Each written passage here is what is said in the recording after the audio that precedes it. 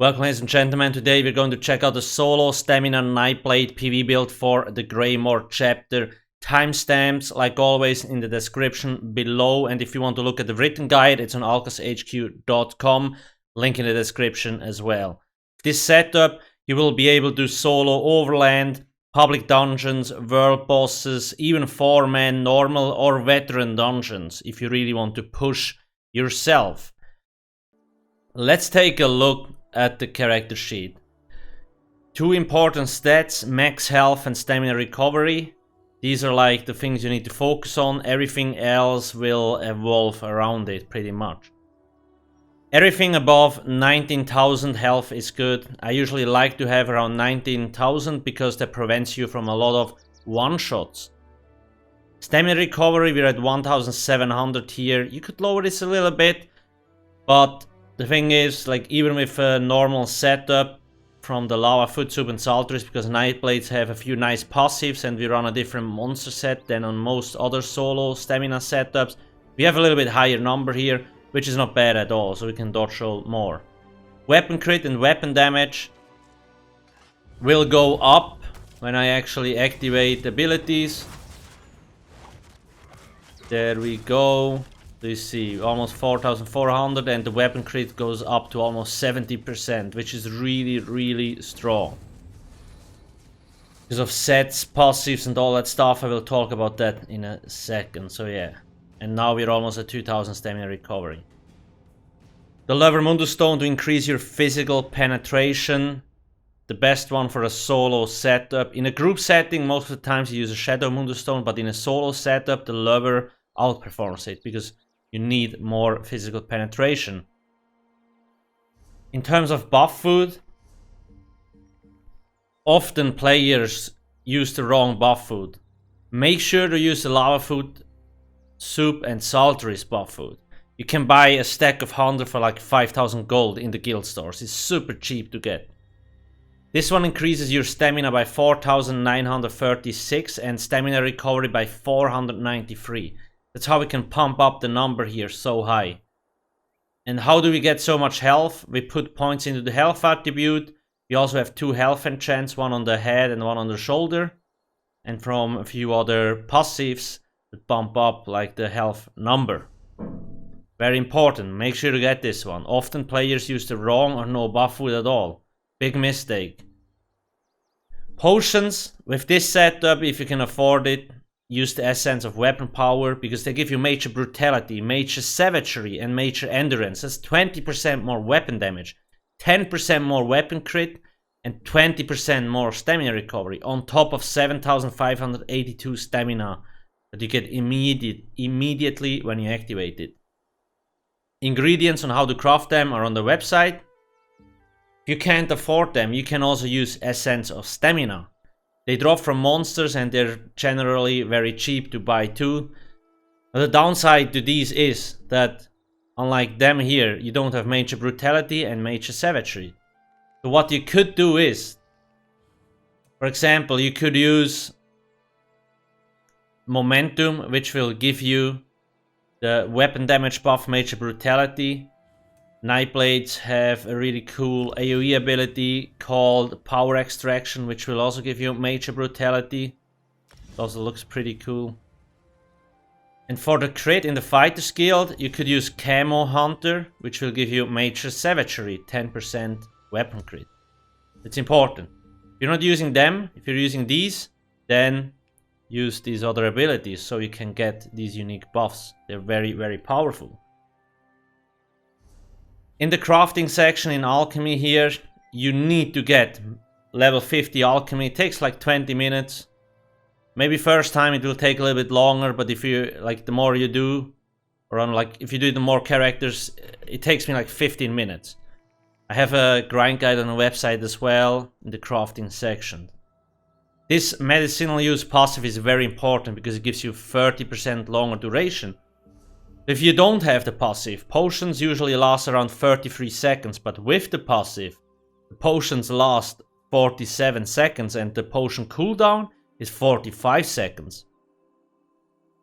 So you can essentially get 100% uptime on these crazy buffs if you use the expensive potion. Once again, you only really need these expensive potions when you do more difficult content. If you just do like fairly easy content, the normal ones will be more than enough. That's it about the potions. In terms of race, all stamina based races work. However, I usually prefer Orc because you get 258 weapon damage, you get 2000 max stamina and 1000 max health. That's just so powerful. Should you or could you be a werewolf with this setup? Yes, go for it if you want. The gear setup. I do have a tier 1, so that's the tier 1 setup. I do have an advanced setup and the beginner setup on the website. You want to check it out. So for example, if you don't have Zogwin, you can replace it with Hunting's Rage. There is always like alternatives that you can use if you don't have the best in slot setup. I will talk about why I love this particular setup so much on most of my solo builds actually. Zogwin, you get 2 crit bonus from the 2 and 3 piece, then 4 piece is a penetration, so that's just a lot of extra crit and damage. The 5 piece, when you deal critical damage you gain a stack of precision, increasing your weapon critical by 129 for 10 seconds up to 10 stacks. That equals like 6% weapon critical boost. At max stacks, you also gain minor force, increasing your critical damage on by 10%. Just like that for free basically, we get minor force. Usually, in a group setting, players use trap to get that. But we have better things to do. So Zogwin is a really good choice for this setup because it will just automatically apply minor force to us once we have full stacks, and you get the stacks super fast. So when we are looking at the next set, that is Briarheart, what this one basically does is a weapon crit bonus, a max stamina bonus, another weapon crit bonus, then the 5 piece. When you deal critical damage, you have a 25% chance to increase your weapon damage by 450%. That's huge. Because we already have super high crit, this will proc on cooldown pretty much. While this effect is active, your critical strike heal you for 378 health. The weapon damage is not even the nice part, it's actually the healing.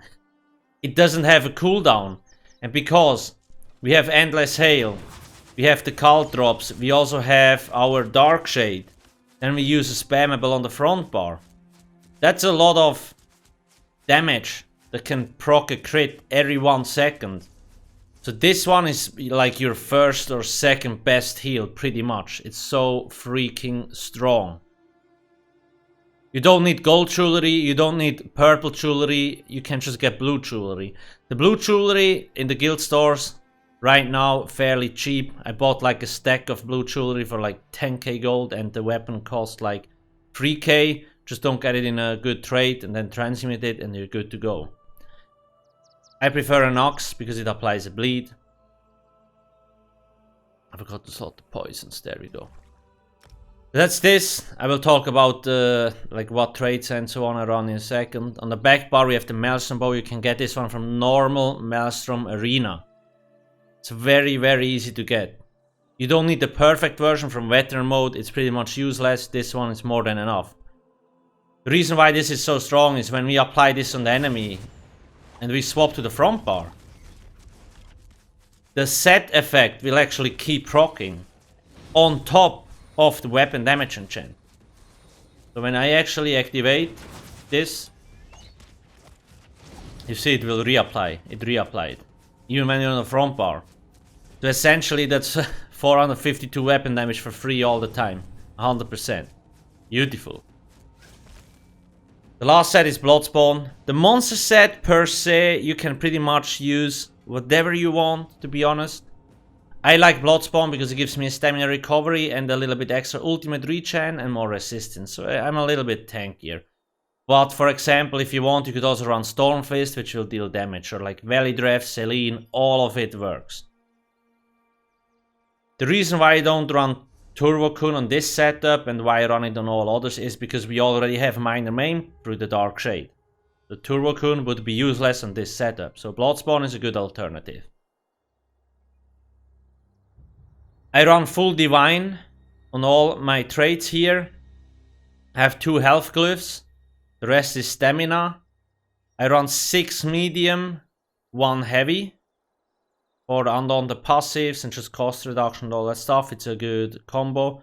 Robust with weapon damage enchants. You could run Bloodthirsty if you want. But robust is nice because whether you have blue or gold robust jewelry, there's 0 difference almost. It barely makes any difference. And I have a sharpened 200x. I do use poisons because they deal nice damage. If you can't afford them, just run Absorb Stamina Enchant. And on the back bar, like I mentioned, infused with a weapon damage enchantment just to boost our damage, weapon damage like crazy. Champion points 40, 52, 53, 64, 61, 31 Shadow Wars, 61 Tumbling. This is important because you want to dodge roll a lot. An enemy that can hit you in the face for 40k, if you know when to dodge roll it, it will be 0 damage. Dodge roll is so freaking strong in this game. There's a new player, obviously, you will not really know when to dodge roll, when you have to block, but the more you play, the more experience you will get. So while it might be easy for me to dodge roll a heavy attack or a charged attack, for you it might not be that obvious, but that will come with more, like the more you play, the more you will get used to it pretty much. 43 Tenacity, 56 Mooncalf, 23 and 56. Here we have 32 Quick Recovery to get a little bit more healing, 49, 49, 48. 31, 61 to bump up our resistances. This is a pretty basic setup. I do have a 300 and a 5-600 champion point setup on the website as well. Let's take a look at the passives. Nightblades have a lot of very useful passives. Let's see. So for example, this one increases your weapon critical rating by 438 for each assassination ability slotted. So we have 2 because we have the Relentless and the Incap. Hemorrhage. With an assassination ability slotted, increases your critical damage by 10%. Dealing critical damage grants you and your crew minor savagery, increasing your weapon critical rating by 1320. That's like 10%. So you see, that's how we get our weapon crit so high. This passive is like, it's complete. It's so strong, honestly. Then we get 15% more stamina recovery. When we cast a shadow ability, we also get major resolve for 6 seconds, so our resistances get bumped up. A little bit max health, not that important. Siphoning Catalyst. When we drink a potion, we gain 20 ultimate, just like this. An Incap only costs 70 ultimate points. So we can bump up the number like crazy. And this one is kind of nice to have, because it gives us a little bit extra ultimate. But yeah, not that important. Two-handed abilities. Battle Rush. Increases your stamina recovery by 30% for 10 seconds after killing a target.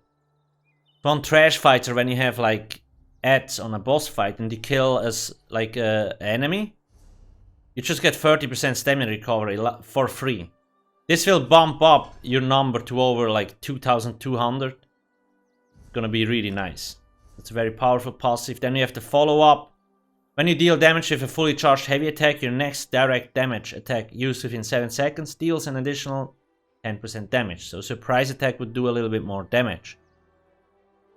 Cost reduction, always nice. Heavy weapons, we use an Axe.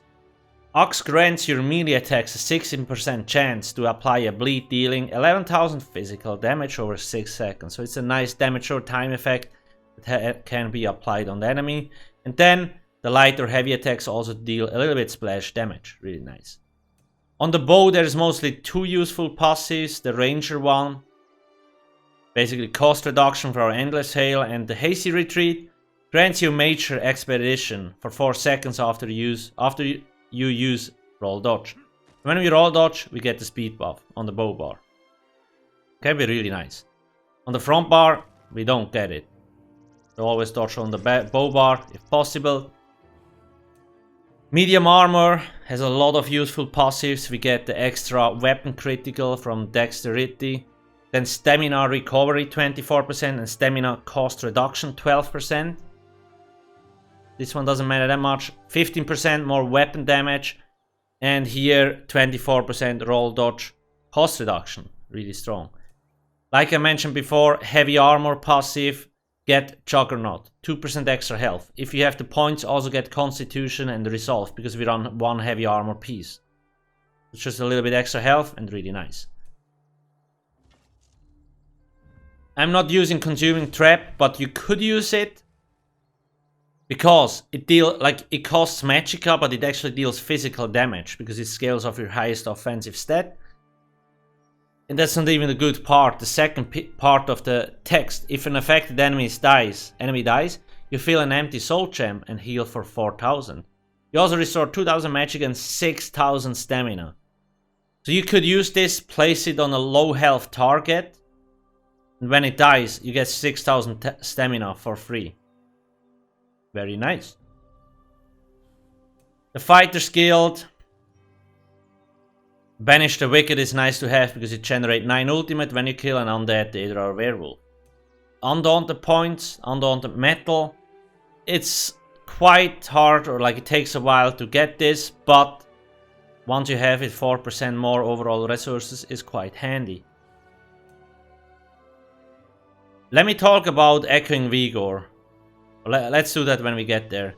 The racial passives, like always, and then the medicinal use that you want. Or the longer potions. Let's talk about the skill set and why I run this specific one. Brawler. When I hit one target, I get the 6,982 shield. Before the enemy can even touch my health, it has to go through the shield. When I hit 3-4 enemies, I get the 20,000 shield. So essentially, as long as I spam this, I'm not going to die. Because you see, first off, it deals nice damage, and then the second part. You also gain a damage shield up that absorbs 4,261 damage for 6 seconds. Each enemy hit increases the damage shield strength by 50%, up to 300%. That's just so powerful. This is like the most powerful ability for a solo setup with a two-handed ability. With a two-handed weapon. So strong. And when we drop low on health, I can use my heal and then just spam the shield. There will be max health in no time, while the enemy has trouble to actually get through our shield. Relentless Focus. This one lasts 1 minute. If you keep it active, it will actually give you damage mitigation. As you can see there. Reducing your damage taken by 2% with every light or heavy attack, up to 5%. And when you have 5 stacks, you can either leave it to gain to benefit from the damage mitigation, or when you have full stacks, you can shoot the spectral bow if you want, and it deals a buttload of damage. Up to you. The add-on that you have just seen is called Grim Focus Counter. So it actually, you can see when you have like 5 stacks and 5. Okay, there we go, and then you can shoot it. So it kind of counts to 5, which is really hard. Surprise attack. Your main spammable. Deals nice damage and is instant cast. It looks pretty nice. And we have reverse slice. Your execute, which also has an AoE effect, so you see it has splash damage. And there's enemies close by, they will actually all get a buttload of damage. Now Echoing Vigor, this is your healing ability. Or one of your healing abilities. Often people ask Alcast why you're not running the Resolving Vigor morph. That's the one supposed to be for solo, and Echoing is supposed to be for group healing. That's sometimes true, but not always. The reason is this one heals for more than enough in PvE. The Resolving Vigor just overheals like 4 times. You don't need that much healing. Resolving Vigor only lasts 4 seconds, whereas Echoing Vigor lasts 10 seconds. So you have to ask the question. Do you want Echoing Vigor, which heals for more than enough? And you activate it once every 10 seconds. You deal damage, you reapply your dots, your damage mitigation abilities, and then you heal again.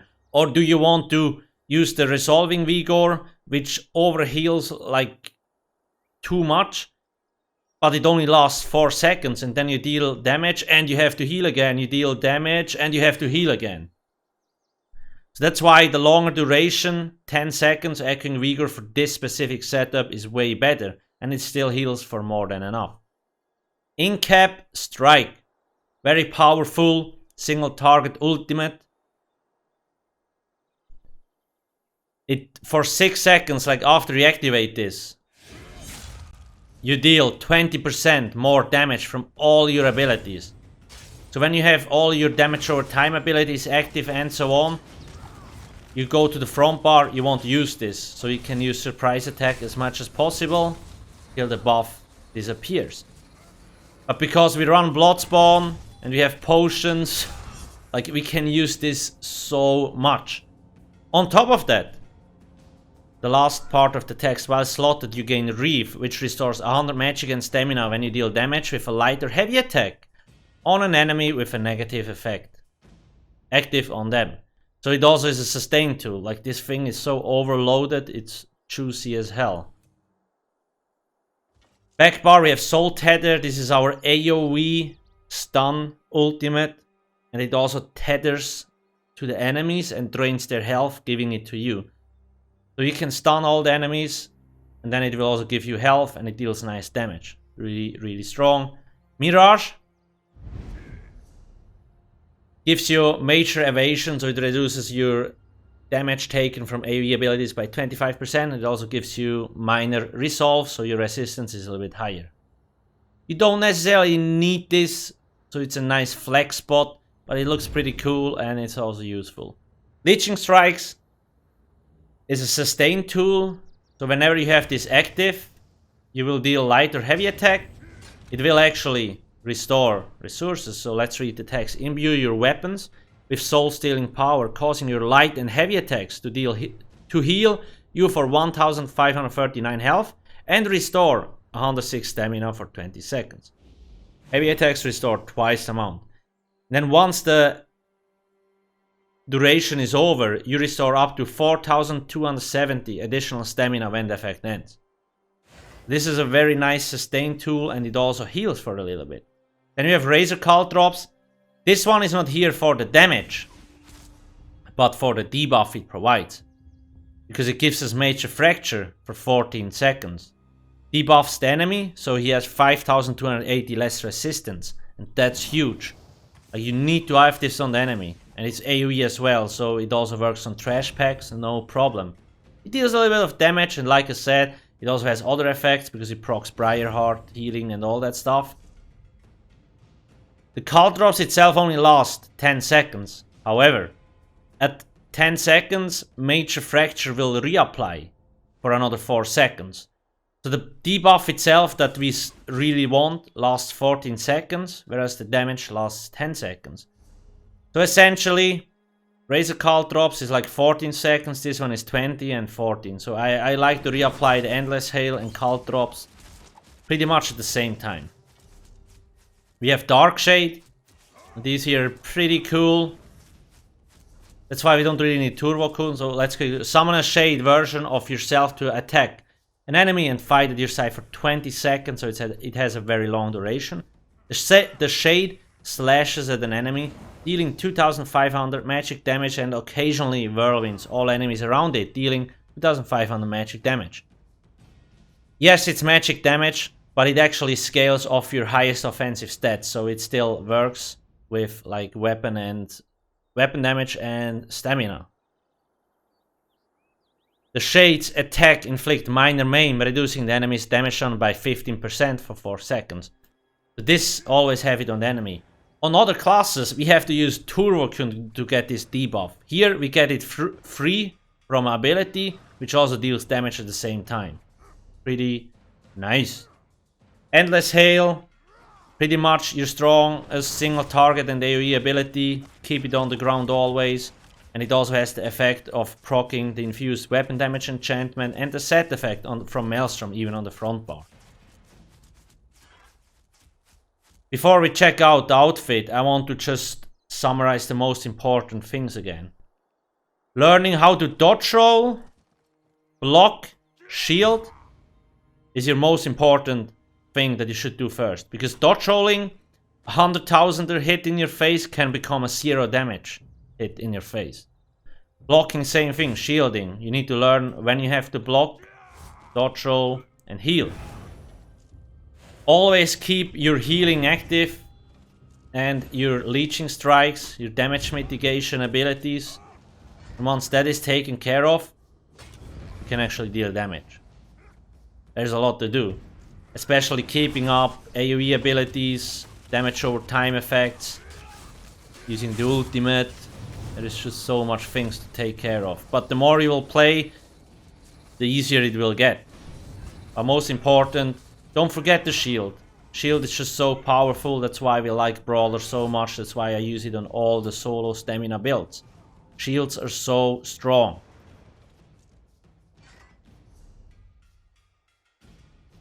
Other than that, I think that's what that covers it pretty much. The outfit I have on this, I have a Moongrave Fane helm, pauldrons, gauntlets, greaves, and a Fanglair battle axe, Moongrave Fane cuirass, the girdle, the sabatons, and that's pretty much it. The colors are Divine Gold and Warrior Steel. Maybe quickly, I forgot to mention where Bloodspawn drops from a base game dungeon, very easy to obtain. The Zorgwin, you can get it from normal Frostvault. Briarheart, you can buy it in the store. The Maelstrom Bow is from normal Maelstrom. If you have any questions, you can always ask me in the community Discord. The link is in the description, or on twitch.tv/alcasthq, where I live stream occasionally. When I'm not too busy doing a raid or something, I usually have time to answer questions. Thank you for watching. If you want to check out a few other videos, you can do that right here. Don't forget to subscribe and hit the juicy like button. See you soon. Cheers.